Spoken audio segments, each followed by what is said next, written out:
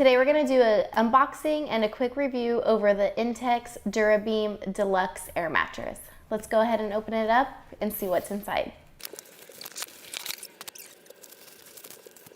Alright, so this is how it looks straight out of the packaging. It's nice and compact. It does have the built-in pump, which I really like, which makes it easy for travel so you don't have to bring in an additional pump. You'll find the plug right here in this little pocket. So I really do like that. Let's go ahead and open it up and inflate it, and I'll give you some more details.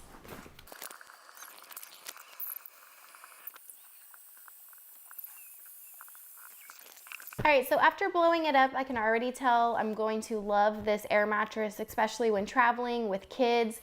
I really like the headboard portion of this air mattress. Not many air mattresses that we've used in the past have had that, so I really do like that feature. It is very nice and plush. Though it is an air mattress, I feel like it's going to be super comfortable. So I can easily fit on here. I think maybe, you know, my husband or even my two younger children can be on this air mattress with me as well. It does hold up to 600 pounds. So that is a definite plus, especially if we have multiple kids, you know, on a family vacation. That's going to be perfect.